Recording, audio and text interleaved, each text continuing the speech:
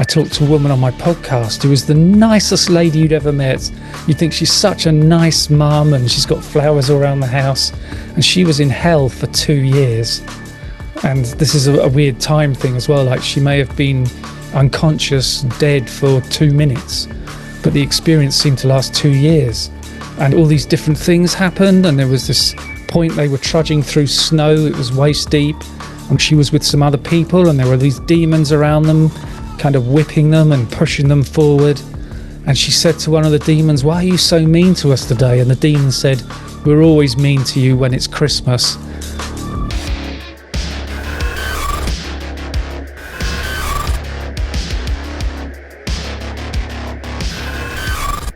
Welcome. I'm here with Simon Bown. Simon, welcome to the show.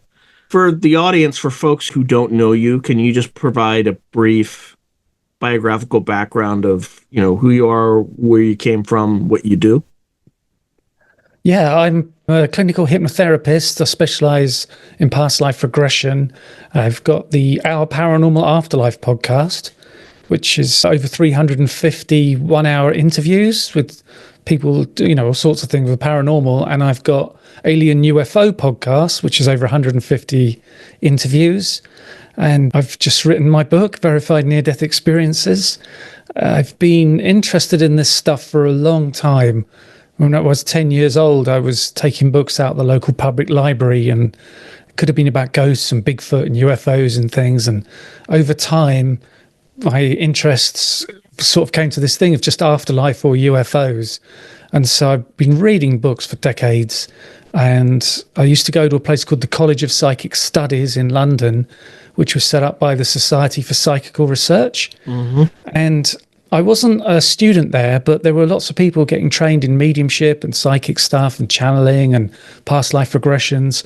And I used to go there every couple of weeks and just pay a little bit of money, and the students could practice on you. And so it was like I was investigating it. It's not that I was trying to contact a deceased loved one through a medium, something like that. And I was taken through a past life regression. So that would have been about 1987. And then since then, I've been taken through a lot of past life regressions. And I've taken hundreds of people through past life regressions now, because I got my diploma in clinical hypnotherapy and I got my certification in past life regression therapy. So I've had all sorts of experiences of my own, whether it's with UFOs, psychic flashes, weird things happening. So yeah, I've had all these sorts of experiences. I've read a lot of books. I've talked to a lot of people. Those experiences that you've had, did they happen before you took up this interest in kind of the paranormal, the unknown, or did they start to quicken after you started to investigate?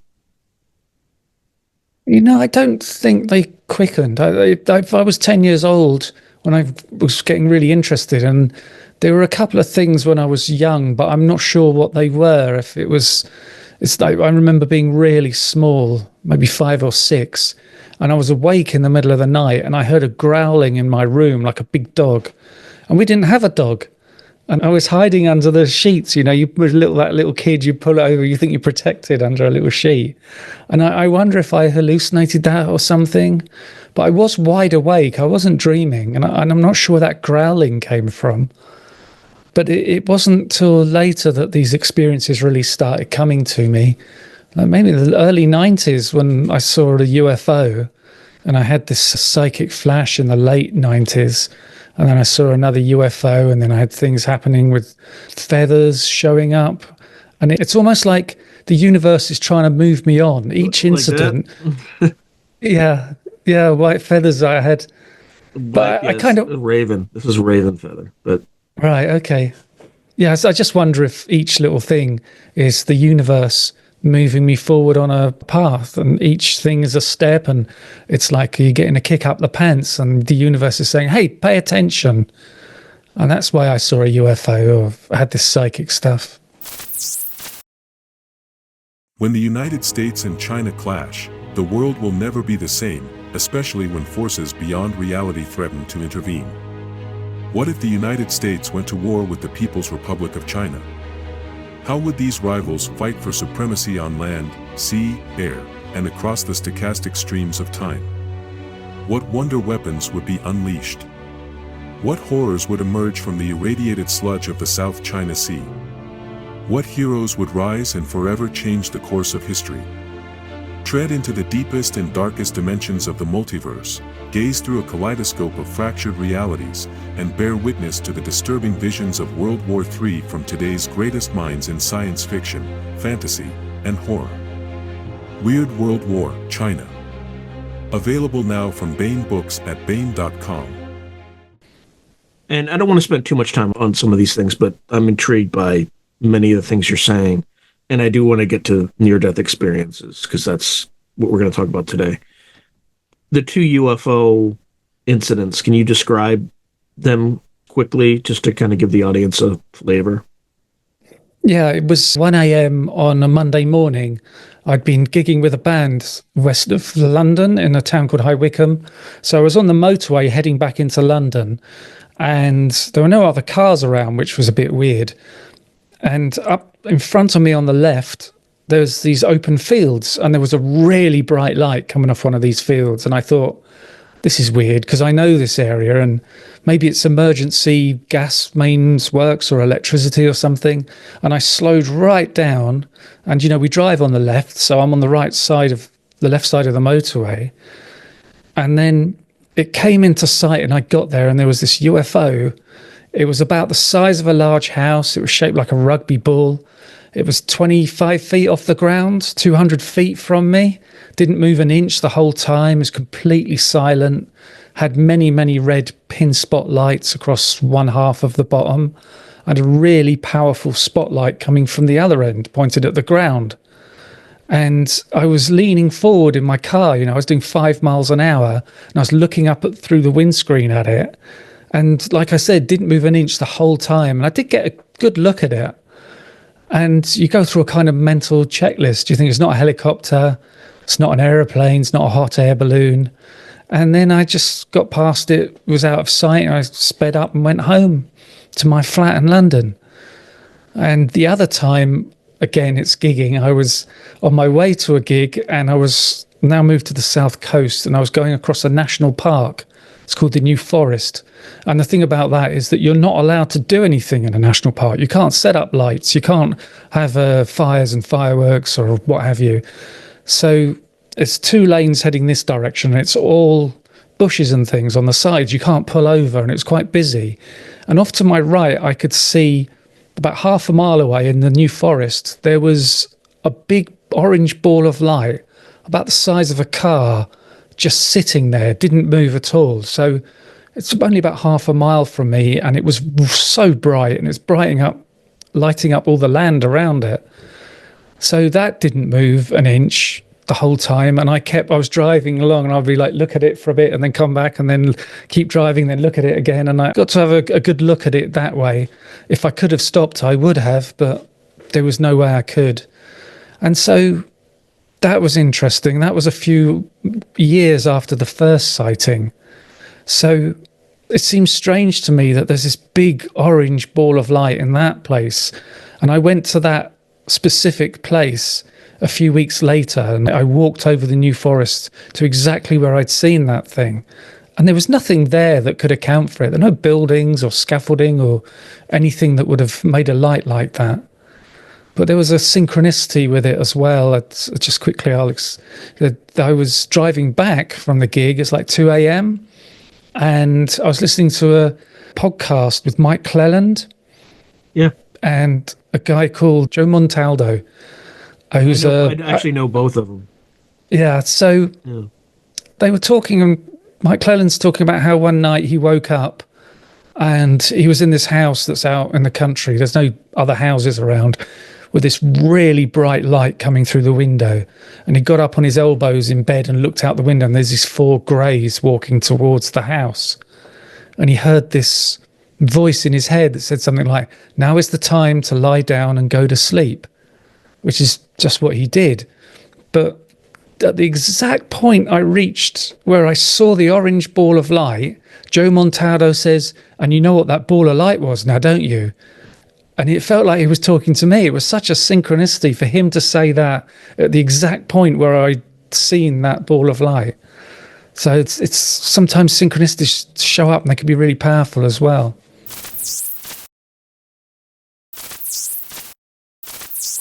To advertise on Through a Glass Darkly, email throughaglassdarkly@gmail.com. So, did he say that?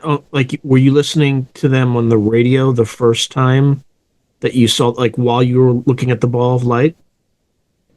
Yeah, it was a podcast that I had on Spotify or something. Oh, so while you were driving, Yeah. it was playing in the background. Interesting. Does Joe know about that experience? No, I've never talked to him. Okay, he will. I don't talk to him all the time, but I talk to him enough. I have a radio show. He owns the radio station. So, Okay. Yeah, I'd love to get him on my podcast. I've talked to Mike Cleland a couple of times. I'll see what I can do. I mean, he's not really good at answering email. Okay. It'll have to be a little bit synchronistic because sometimes he'll ask me to be on another show that he's on. So then I'll just go on this other show and then I'll just ask him then. But that'll be more synchronistic. Okay. Anything happen in between, or did, any strange events that happened kind of in the wake of those two experiences, like poltergeist activity in your home? Like basically hitchhiker effect sort of things after? No, didn't notice anything. And I checked my clock when I got home in case there was missing time as well. And there wasn't. No. Yeah. No. Well, I'm glad about that. I don't want to be picked up by those guys, although this is hints that it might have happened anyway. Yeah, it's possible. I mean, who knows how time is affected by all this. Another random question. This national park that you went by, is there any strange history associated with it? Old, like battles that happen there, like reports of fairies, any kind of thing like that historically with that location? No, nothing I know of. There's a small village that's in the New Forest, and they have this kind of tourist thing. They have these trees with little doors in the bottom of them. I think they're called fairy doors or elf doors or something. And it's for kids to run around, and they think this is where the elves live. And I don't know if that sprung out of there being a story of something happening there. Yeah, I mean, obviously humans made those doors, I'm assuming. But Yeah. I wouldn't be surprised if there's some lore in that area. Is it near Wales at all? Like this? No. It's west. It's west of South coast. Yeah, southwest coast of England. Okay. All right. Any other? Just really quickly, we'll talk more extensively about this in the next episode. But how did you get into kind of past life regression? Is that something that you tried first on yourself? Like somebody regressed you, or did you learn how to do that and became convinced? Yeah, so I did the first one in 1987. Somebody took me through it. And then I did another one maybe 3 years later, then another one a few years later, then another one. And I did have this feeling that I wanted to do it. So eventually I got a diploma. I went to college for 10 months to study clinical hypnotherapy. So that's all that stuff like helping people stop smoking and lose weight and help with anxiety, because I wanted to really learn how to do it properly. And then after that, I got the certificate in past life regression therapy, and it can be very therapeutic and healing. And it's a little weird to me, because I remember years ago going to a medium and they said to me, one day you're going to be a healer. And then I was my late 20s and I was thinking, nah, don't be ridiculous. I want to play my bass guitar. And now I am in some way a healer because I'm doing the past life regression. Okay. And then when you did those regressions, without getting into too much detail, because we'll cover it in the next episode, were they consistent or were they kind of different past lives, to implying that you had more than one? Oh, yeah, I must have seen 10. I'd say. And there's little verifications with one of them. They were quite emotional. And in one of them, we were doing past life regression. That's what we were doing. And the hypnotherapist said to me, okay, we saw the end of this life, the death of it. And she said, just drift away from that space. Tell me the next thing you see. And suddenly it went like I was 0 to 100. I was terrified. And she said she could see my muscles quivering afterwards.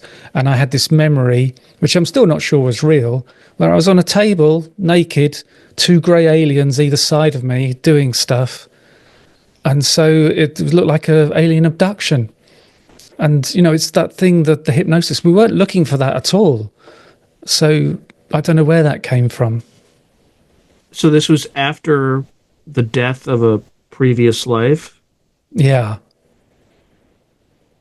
Interesting. So do you think that this was just a memory somewhere else that kind of seeped through, or do you think this is after you died? The past life I saw was, I think, the 16th century Venice.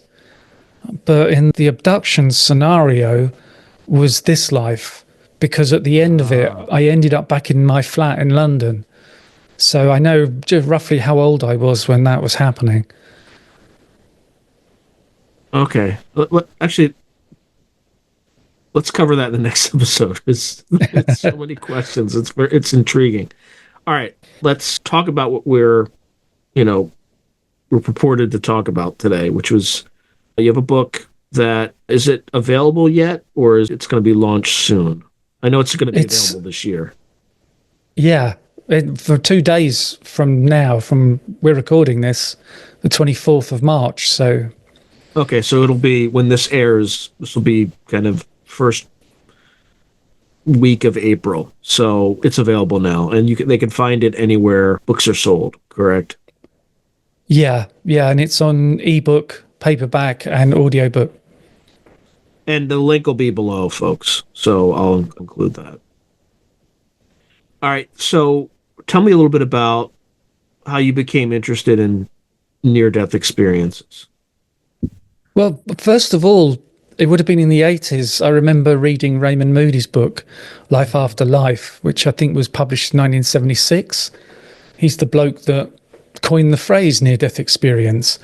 And that book was really impactful. And I'd never really heard anything about it. And it was good because it was coming from a doctor. It wasn't some, crazy shaman or something.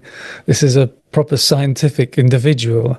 And it was after then, through the 80s, I was reading other books of all sorts of things, whether it was Whitley Strieber or Shirley MacLaine and Travis Walton, all these different sorts of things. And John Mack, Bud Hopkins, that alien stuff, and just started reading books about near-death experiences. And in the 90s, there weren't that many around, but then there were more and more of them. But I was fascinated by this idea that people would have an out-of-body experience when they're in an operating theatre. So they're hooked up to all this machinery that can show their heart has stopped and their brain has flatlined. But then they come back when they're resuscitated and describe what happened in the resuscitation. And the doctors can say, but you couldn't have seen that, you were dead. And they describe it from the point of view of being up at the ceiling. So this seems like real proof that consciousness continued after the death of the body. And that's basically what my podcast is about, is the verification of possible afterlife, of consciousness continuing. Now, stepping all the way back, because again, this is the first video or interview that I've done that focused on near-death experience. So for someone who just fell off the turnip truck, what is a near-death experience? And then what are some of the common things that are reported in these things? Well, this is near death. Like, people do die and then they come back to life. They're resuscitated. But there's also people who have these experiences while they're in a coma. And there is a small number of people who have these experiences when there was nothing wrong with them at all. And there are times people, or like those sorts of things, they may be in a car and they're just about to have this horrendous crash. And that's when they have the near-death experience. and they come back to their body just after the crash and they haven't died. But it usually starts off with the person being out of their body, and they may be in terrible condition, maybe a heart attack or an accident or something. They feel awful, and suddenly they're standing there and they think, hey, I feel fantastic. What's the thing here? And they don't even realize they're dead, and they might not see their body at that point. Sometimes they'll come to consciousness of floating up above their body, above this scene. And so they'll see what's going on down there. Sometimes people will go straight to a spiritual space and they won't have that view of what's happened with their body. But they're usually in that kind of space where they're floating there, they're looking down. They may be joined by another spirit. It might be their deceased grandmother or somebody, or a spirit that they don't know who it is. But at the same time, this feeling of great familiarity, like they'd known this spirit throughout their whole life. And then they move on to this spiritual space. Now, sometimes people go through what they call the tunnel, but that's only 15 to 20% people go through that tunnel. Sometimes they're taken by the spirit that they've just met in that space. Sometimes they spontaneously go. One of the things about the tunnel is it's kind of known as the tunnel of light, and there's that thing of go to the light you see in the movies or whatever. But actually the tunnel, near-death experiences describe it. They kind of say, I'm using the word tunnel for it, but it's not a tunnel. That's just kind of like the best word I can come up with. And I've heard it described as being absolutely enormous and full of light. I've heard it described as being very small and dark. I've had somebody say it was like being inside an aircraft with all the seats taken out in this fuselage with all the little windows up the side, but it went on into the distance. And somebody said that they were in a tunnel, but it was made of transparent bricks and all this light was coming through. Because this is something skeptics say about the tunnel of light and near-death experience. They say it's your brain shutting down, it's a lack of oxygen, and you get peripheral vision. And so your vision closes down, and that seems like a tunnel of light. It seems very patronizing to me in a way to tell people that. And so when you get into this spiritual space, some people it's just a space of light. For other people, it can be a location. It might be this incredible landscape with green grass and trees and flowers. And it's in that space you may meet other spiritual beings, deceased loved ones and void, pets. Right?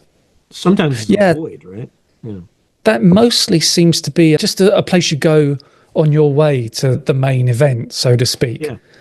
And some people describe it as being a really scary place to be. Others say it's a really nice place to be. But then in that fantastic landscape, you meet your spiritual beings, your deceased loved ones, and then you may be taken on to somewhere where you have a life review. And this is where you see every second of your life. And the weird thing is that people say it's over in an instant, but at the same time I live every second of every year I've been alive. It's because time doesn't exist in the afterlife. And they see what they do and how they treat people and how they feel about that. And then they see it from the perspective of the person. So if they're mean to somebody, they feel what that person feels. They might feel really bad if they've been really mean to them. And it's a real kind of lesson in empathy.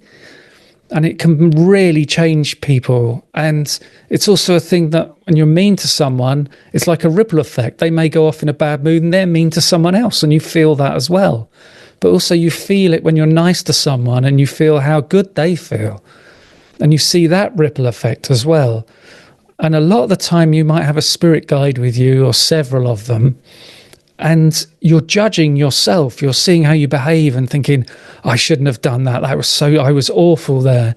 But they say no one else is judging you. It's not a thing in the afterlife where you were judged. If anything, the spirits that are with you have, like, they got their arm around you and they're backing you up and they're saying, we'll get through this with you. And I think that is one of the things that really changes people after a near-death experience, because it changes them for the rest of their lives. And so there's the life review. There's another thing where they may get healing, where it's a kind of energetic thing. Sometimes they get taken on a tour of the afterlife in a way that they go to all these different levels and they learn about all this knowledge. But one thing they just almost all say is that while they're in that space, they have incredible perception, like their eyesight is so much better, and they can see 360 degrees, like, up and down, back and front, and it's not at all overwhelming. And they can see colours that you don't see on Earth. And I wonder if that's because the consciousness is now free of the brain, and your human eyes are limited in spectrum. So now without the eyes getting in the way, you see everything else, like ultraviolet and infrared and what have you. Also, their intellect seems to be much faster. They say that sometimes they might think of a question, but they get the answer before they've even finished asking the question. And so then several other little things happen. The way the life review comes to people can be different for everybody. Some people have neutral near-death experiences. Some people have distressing near-death experiences, which about 10% of people who have a near-death experience say it's distressing. But we wonder if perhaps there's more people having distressing ones. They just don't want to talk about it. I talked to a woman on my podcast who was the nicest lady you'd ever met. You'd think she's such a nice mum and she's got flowers all around the house. And she was in hell for 2 years. And this is a weird time thing as well. Like, she may have been unconscious, dead for 2 minutes, but the experience seemed to last 2 years. And all these different things happened. And there was this point they were trudging through snow. It was waist deep. And she was with some other people, and there were these demons around them, kind of whipping them and pushing them forward. And she said to one of the demons, "Why are you so mean to us today?" And the demon said, "We're always mean to you when it's Christmas." And she started singing a Christmas carol, and the demons got really angry with her. But she also noticed that they were backing off as she was singing it. And then she kind of got lifted up. I've definitely heard this story before, but continue. Yeah, I don't know where I heard it, but I've definitely heard this story before. Yeah, she kind of got lifted up out of that space and went into the light, so to speak, where it was all, love and fantastic. And I talked to Howard Storm, and he had a similar experience, and he said the Lord's Prayer, and that's what lifted him out of that really awful space. So then people will come back. They may get to this point where they're looking down over their body and they're with a spiritual being, a spirit guide who says, "Okay, you've got to go back now." And some of them will look at their body and say, "But I can't fit in there. That's a tiny little thing. Look at me. I'm a soul. There's no way I'll fit in there." And then they go back into their body and they talk about how it feels so awful and so heavy. And then after that, there's these huge changes that people have. And 70% of people who have a near-death experience get divorced because it changes them so much. But yeah, so I've written this book about verified near-death experiences. One of the reasons is I'm so fascinated by that aspect, but also I could only find one other book that focuses on this, and that was published 2007. And it seems so many books on near-death experiences, and there's only my one and that other one that really focus on this. Now, in terms of, you mentioned there were positive, neutral, and negative experiences. What's a neutral experience look like? Well, there was a guy who was very technical, and he developed satellite communication, putting video over satellite communication. He was in the news business. And anyway, he was so technical and skilled, he was building aircraft. He built a full-size replica of a World War I German fighter plane, and it was a triplane with 3 wings. And he took it up on the first flight and it crashed. And that's how he had his near-death experience. And he found himself on top of this building in this kind of cityscape. And in front of him was this egg-shaped thing about 10 feet tall. And it was like brushed aluminium colour. And there were loads of holes in it. And you could see inside there was all this mechanical stuff going on, all these gears turning. And there was this voice that spoke to him like a spirit guide, and it said something about how this is your life. And he looked inside and he reached in, he pulled out one of these gears, and the machinery readjusted itself so it could continue running. And he was told that he'd just taken part of his life out of the egg, that now that he'd taken it out, this thing wouldn't occur in his life. So he started trying to find all the bad things and take them out of the egg. So it's not like all love and light and spirit guides. It's also not hellish where there's demons around or people being really mean to you. But it's also interesting. This is a good example of how when you have a near-death experience, it's like it's tailored just for you. It's perfect to give you a message and to change you in some way, because he was so technical and skilled with mechanics, and the egg was so mechanical. So he could really understand it and work out what's going on with it and pull out all these bad cogs, so to speak. So that's another interesting about near-death experiences. They can be so personal and just right for you. And so there's the basic commonalities, but every near-death experience is different. What about some of the darker experiences? Are there any commonalities, or like what sorts of things happen in those, in addition to, I think, one of the other stories that you already told? Yeah, there's the void, like you said, that can be pretty awful for some time. I have talked to a woman, she's in my book actually, she was in that void for what she said felt like eons. And there's also this thing of coming across a landscape that's full of people, what you might call earthbound spirits, and they're angry and they're fighting, and you get stuck amongst them, and then they start picking on you and fighting with you and attacking you. That would be a distressing near-death experience. So those sorts of things come up, and that's like what happened to Howard Storm in a way. They led him into the darkness and attacked him, and he couldn't see them, and he was really beaten to the ground. So these different things show up. Sometimes it's a really hellish landscape, like it's just rocks and fire and dragons and demons and things. So for folks who have these particularly negative experiences, is there any correlation between their character, how they live their lives, or is it completely random? It seems to be completely random.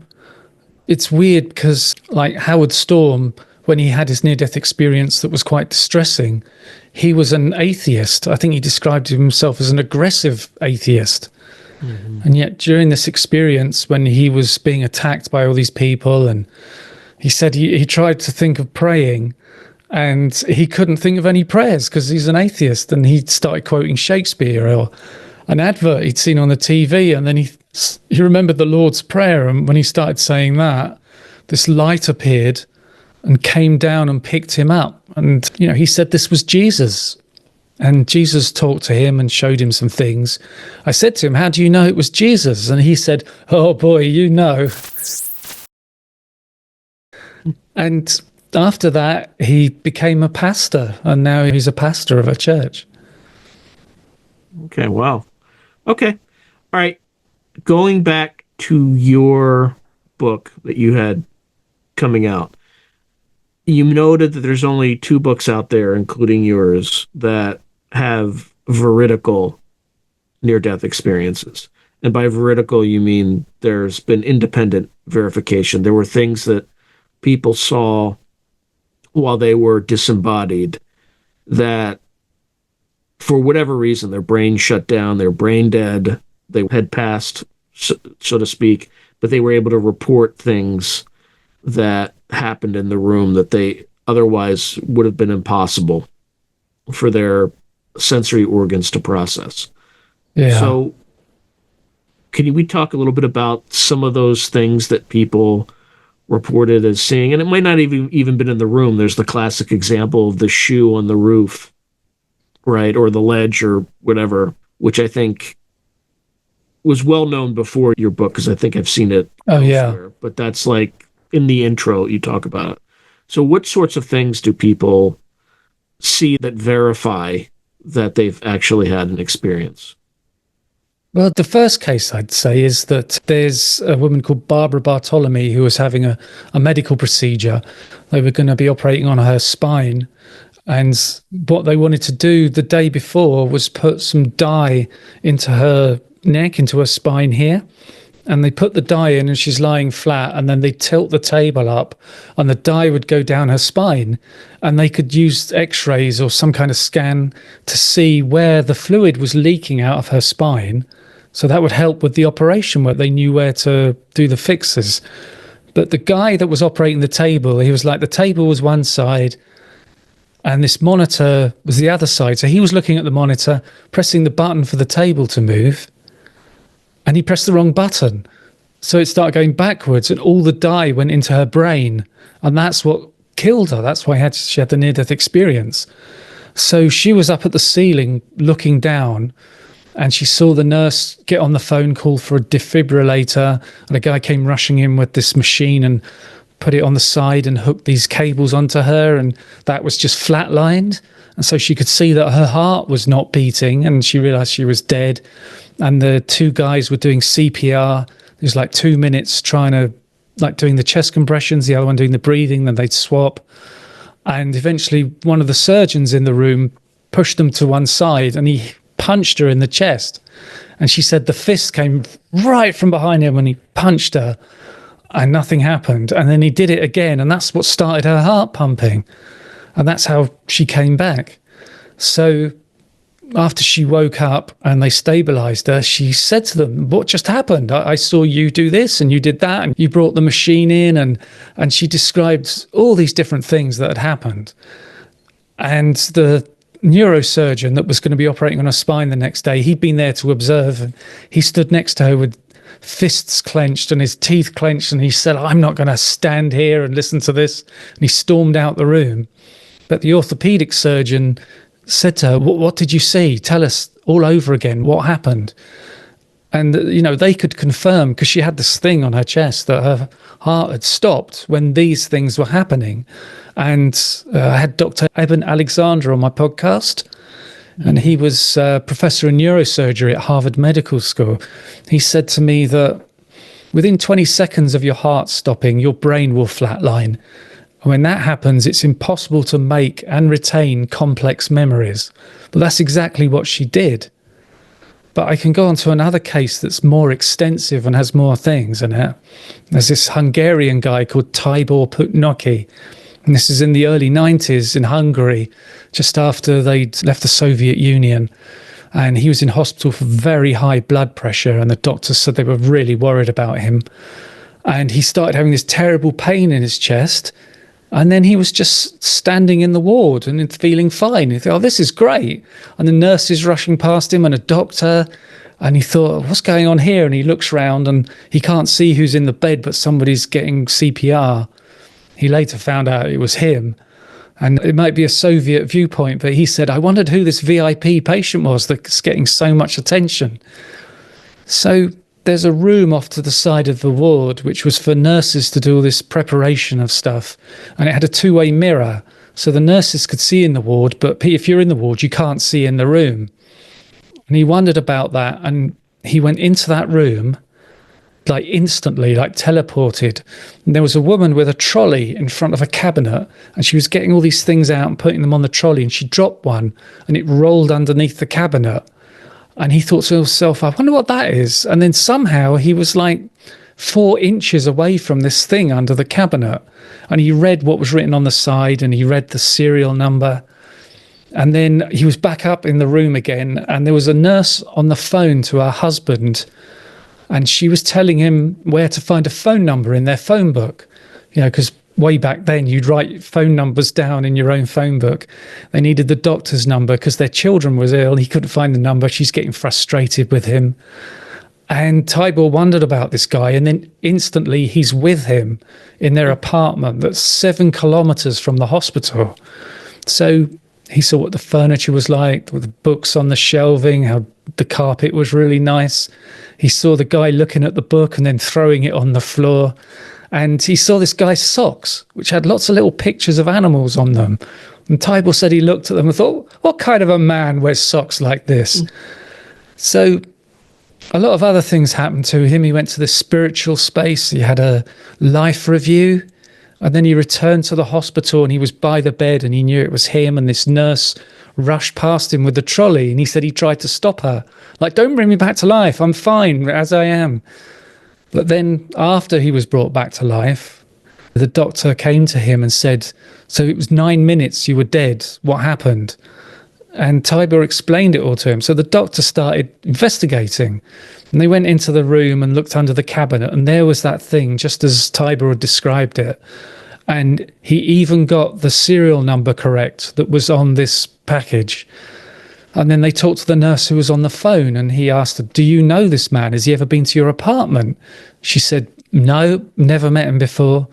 So the nurse went to the apartment with the doctor so he could see it. It was exactly as Tybor had described it. And he came back to the hospital holding those socks with the little animal pictures on them as he came sat next to Tybor's bed. So there's several things which are verified, and seeing things that are in no way in sight of the body is like, how could he know that? How could he know the content of the phone call? How could he know what the apartment looked like? How could he know the serial number on this package under the cabinet? And they knew that the phone call occurred while he was getting CPR. They could, put those two things together and work out the timing of it all. So that's one of my favourite cases of that, so much verification, because there's a skeptic's argument that, like the lady before, she was in the operating theatre and she saw what happened during her resuscitation. There's a skeptical argument that may say, well, she must have had some form of consciousness, and maybe she heard what was going on and she kind of hallucinated the scenario, and that's how she was able to describe it. But, the stuff Tybor's seen was nowhere near his body. Are there still skeptics in this space who don't believe this stuff is happening? Oh, yeah. It tends to be really scientifically minded people, so doctors and neuroscientists. There's one guy who said, I don't need to study near-death experiences because I know they're impossible. So he knows nothing about it, but he's writing them off. It's this thing of, don't bother me with the facts. My mind's already made up. And I also think there's a thing, for some people, they have a worldview or a paradigm that's really what they're rooted in. That's how the world works for them. And there's no life after death. There's no such thing as UFOs. Science is correct. It's only, physical things or what have you. And when you die, you're dead.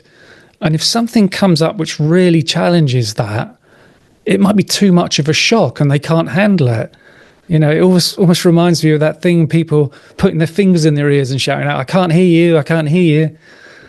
So there's still a lot of skeptics around. Recently, I read a thing on WebMD, which is quite a big site for, medical stuff.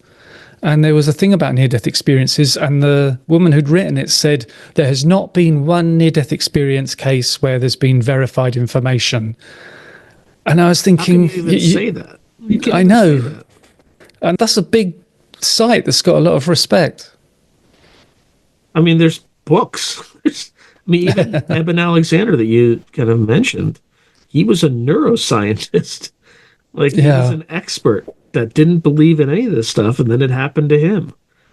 And, he has the x-rays, he had I think it's like bacterial meningitis.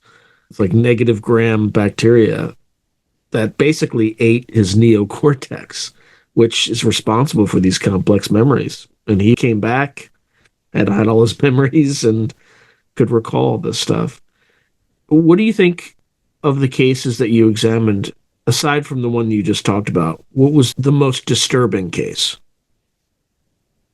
Oh, that's a good question. I haven't been asked that one. I don't know if there is a really disturbing one in there. And maybe that's just me because I've read so many. Some people might read bits and pieces of my book and think, oh, no, because I described the whole near-death experience. If they had some terrible physical thing happen to them that caused their death, I describe it all. And I describe their spiritual experience as well as the verification events. There's this one guy who, he and his gym buddy get this kind of protein powder and that helps with muscle growth, and they were using this American stuff, and they ordered some stuff in from Thailand, but they didn't know it was 20 times more powerful than the American stuff, but the label was in Thai, so they didn't know, so they mixed it with water as usual, and that's what killed both of them. And he's lying on the floor in the bathroom of this burger restaurant, the door's locked, and he vomited and choked on his vomit, and his throat swelled up. He was dead for maybe 40, 45 minutes in that room. And he says it was even like rigor mortis started to set in. So that's sort of gruesome. I didn't deliberately avoid distressing near-death experiences. It just happens that the 30 that I've put in the book aren't. What do you think was the most interesting one, other than the one you just spoke of? Well, yeah, Tybal's a good one. There's a guy called Randy Schaefer, and his was different because he had COVID and right at the beginning of the pandemic, and he was put into a coma, and he had 4 different periods of near-death experience while he was in the coma. All these different things happened. But during one of them, he was in the spiritual space with a spiritual being, and they were saying, you've got to go back to your body. And just then this head pops up in front of him, and it's this man who's saying to him, tell Madison at the salon I'm okay. Tell Madison at the salon I'm okay. And then he saw this guy sitting on a white porch, putting together these flags and ribbons and things, and he heard the word veteran over and over. So he came out of the coma. He had a kind of miraculous recovery from having a life expectancy of 3%. And then after the near-death experience, he was almost back to normal in 4 days. And so a few months later, he's at home and he needs a haircut, and the lockdown starting to open up and you can go and get your haircut somewhere.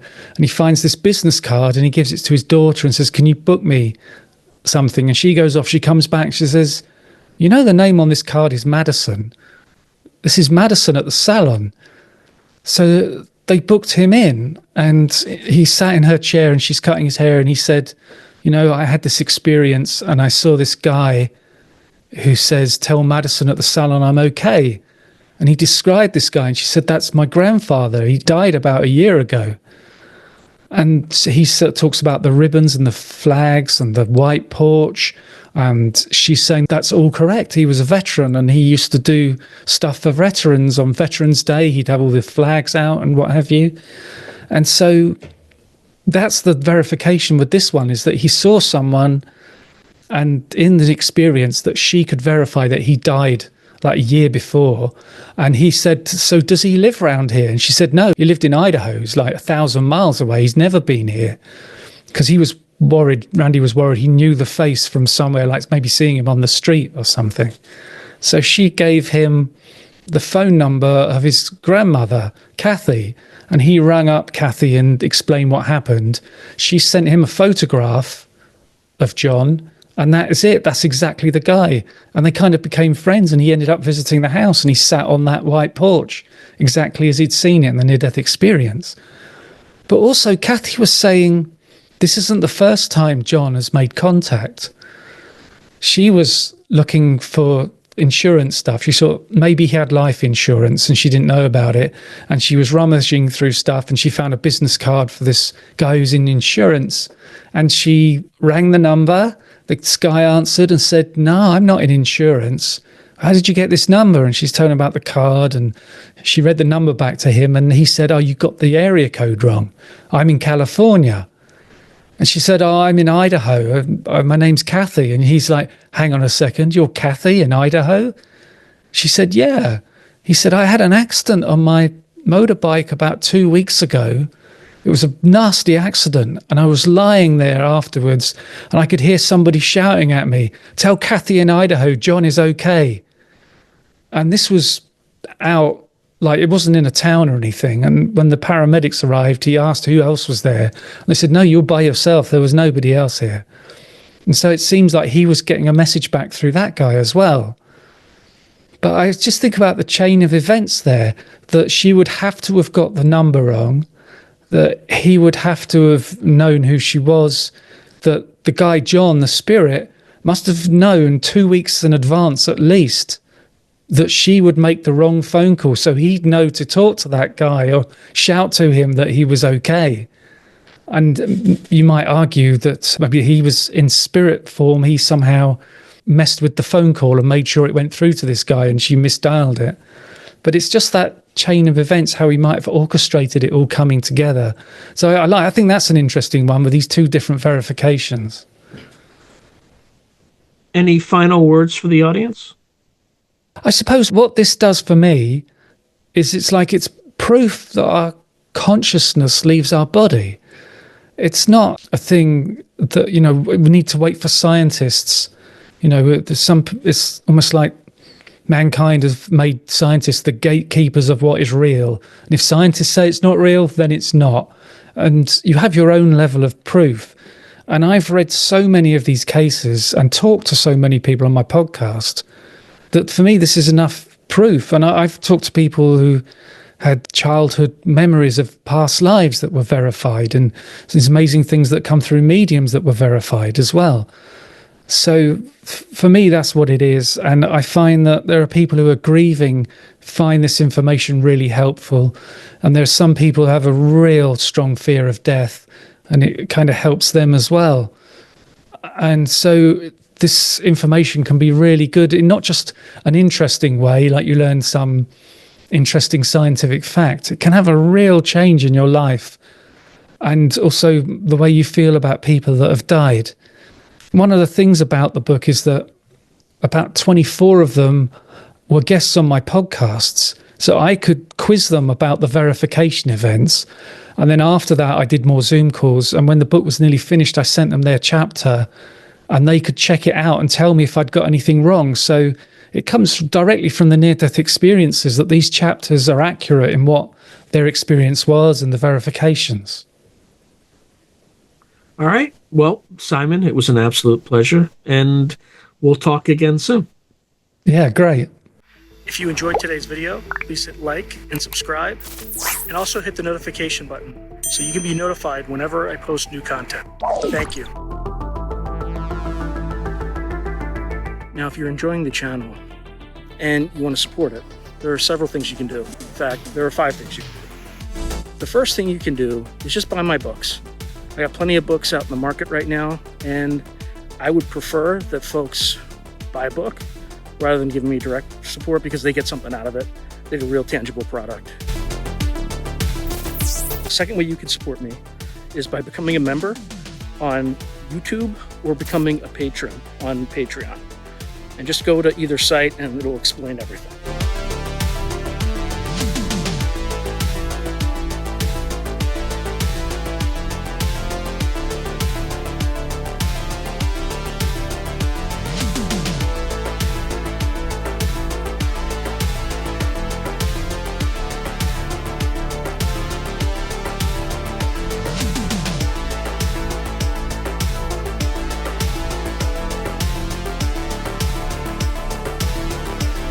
The third way you can support the channel is by checking out my merch site, which is here. There's plenty of stuff that you can get to support the channel. And I'd appreciate that you have it and you can wear it. Not only do you help support the channel, but you also help promote the channel, and I appreciate that. The fourth way that you can support the channel, and this is really easy, is anytime you want to buy something on Amazon, literally just go to the description below and click on any link, literally any link. The channel gets a cut of that, and it costs you no extra money. You just go through the link, as I'm part of the Amazon Affiliates Club. The fifth and final way you can support the channel is through donations. Now, I don't prefer these because it's more of an expression of gratitude, but you don't really get anything out of it as a subscriber to the channel. However, if you decide to do these options, there's 2 options. There's Buy Me a Coffee, which is a separate site, and there's also, you can go through YouTube with either a super chat, super sticker, or a super thanks. Again, I prefer Buy Me a Coffee because that organization takes less money than Amazon does. But either way, I appreciate any support you are willing to give the channel. So thank you very much, and keep watching. I really appreciate it.